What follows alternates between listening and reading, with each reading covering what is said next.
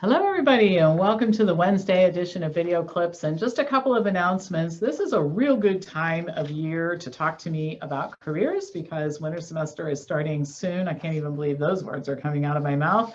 How fast this year has gone by, and I sure am ready for a different year. I'm hoping that by New Year's, when we shift over to 2021, things will be better, right? I want to mention a couple of things. One opportunity is this Saturday, and the other one's December 11th, Letting Go of the Past Intensive Workshop with Kylie Aurora. She gave a short version. This is a real long program. It goes from 10 to 3 Eastern Standard Time via teleconference.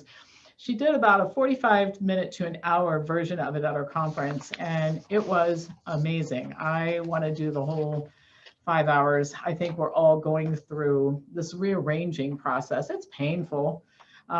It's necessary, I think, but I thought she did a wonderful job. People were just raving about it. And so that was just a small snippet. So if you want to participate in that, Pam Popper at MSN.com. If you want to talk about careers, Pam Popper at MSN.com, and we'll get you some information about that. And then remember that for the next few weeks, Tuesday night at 6 o'clock, Wellness Forum, cooking classes, or movie nights with potlucks, we alternate. So check our online calendar at wellnessforumhealth.com.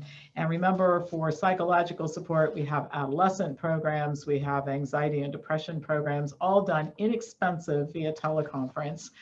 So if you're interested in those things, Pam Popper at MSN.com. So today, what I want to talk about is everybody needs some good news from time to time, and I'm going to give you some from Montana, both from the Flathead County, city and county of Montana. So after a very long day in court, a Flathead County, Montana judge declined state requests for preliminary injunctions against 5 local businesses accused of violating Governor Steve Bullock's masking and social distancing mandates.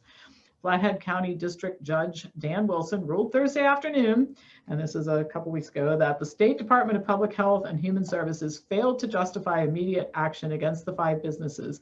Wilson also declined to award businesses legal fees, but said he would be highly inclined to do so if the state continues pushing for a restraining order and doesn't present a stronger case. It wasn't immediately clear if the DPHHS would continue pursuing such an order. So I'll tell you a little bit about the businesses and what happened.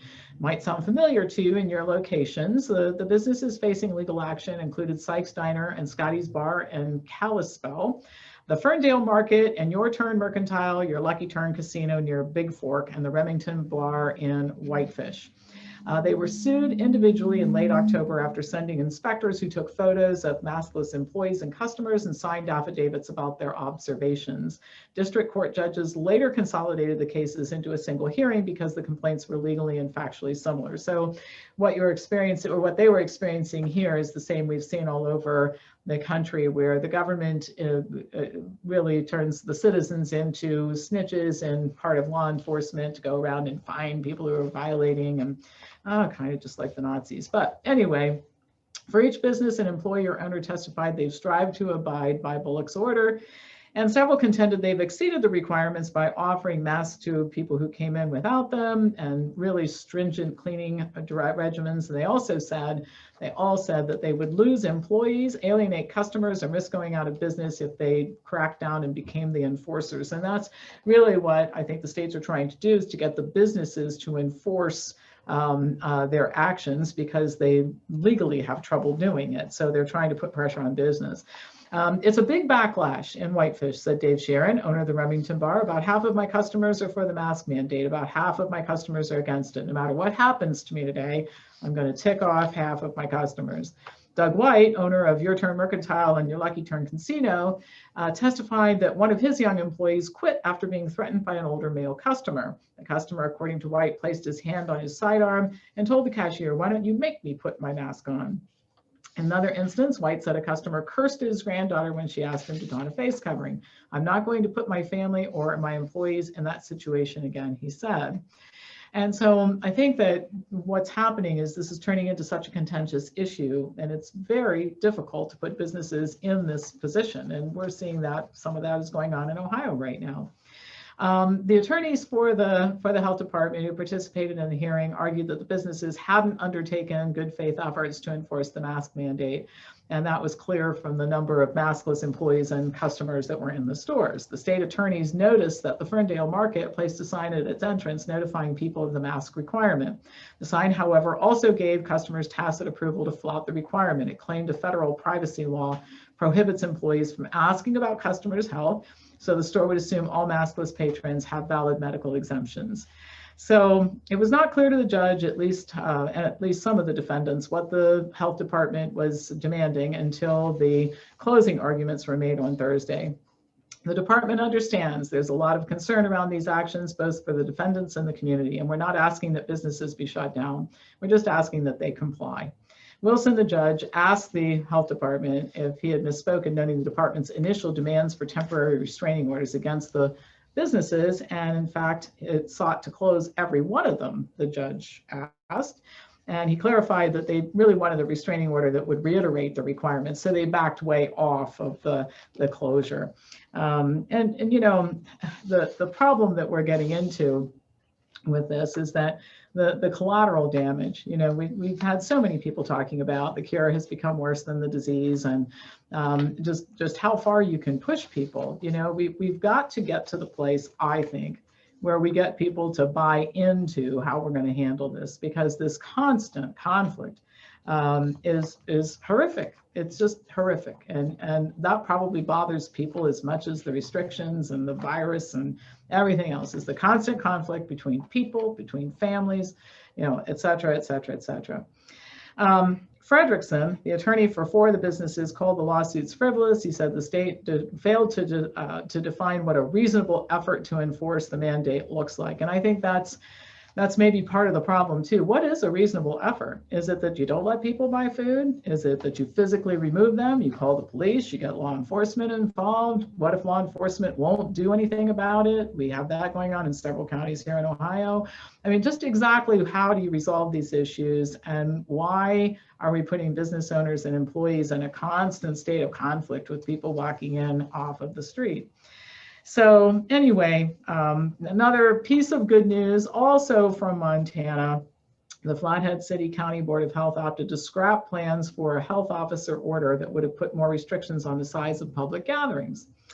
So after nearly 3 hours of public comment and board discussion, the board made the decision to take no action on a proposal that would have required organizers of events expecting 50 to 499 people to submit a detailed plan outlining protective measures and environmental controls to reduce the risk of transmission at least 14 days prior to the event or gathering.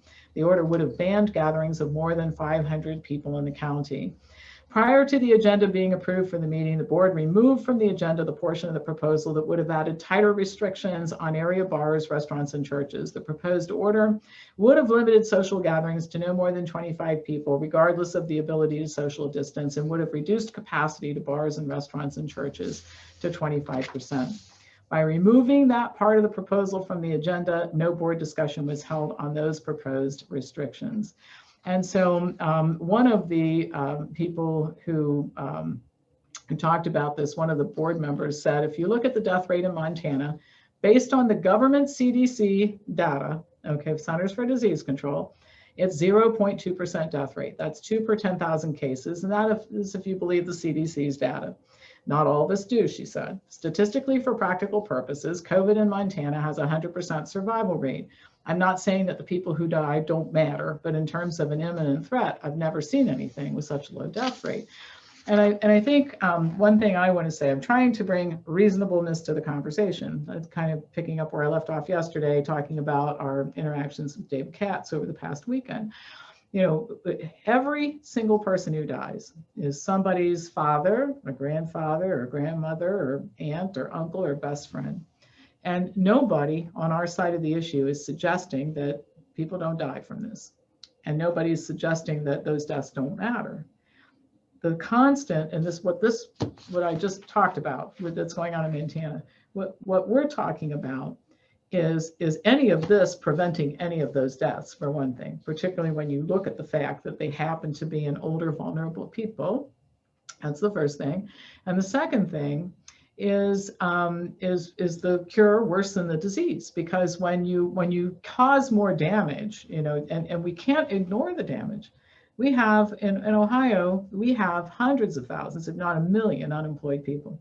The homeless rate is going up. The suicide rate is going up. The overdose rate is going up. The children are falling behind in school. You can't ignore that, and you can't let it go on indefinitely. And I don't think that the population will let it go on indefinitely. So at some point in time, reasonableness has to come into this, and reasonableness is not you talk, we listen, or be quiet. I mean, that's not reasonable. That is not reasonable.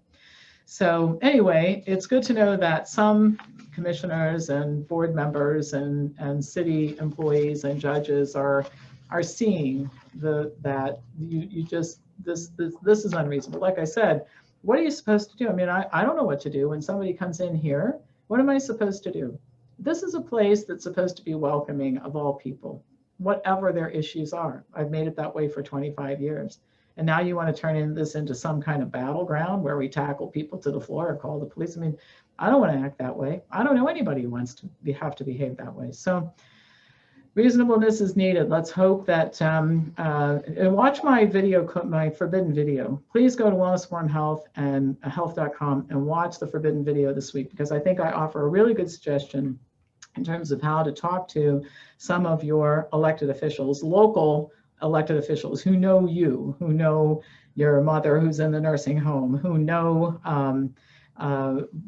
what's going on, and have a personal relationship with the local citizens.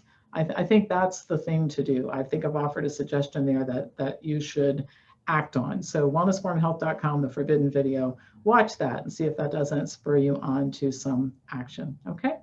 Well, that's it for now. Pass this on to anybody who would like to learn more about this side of the COVID issue, and I'll be back to you tomorrow with more news.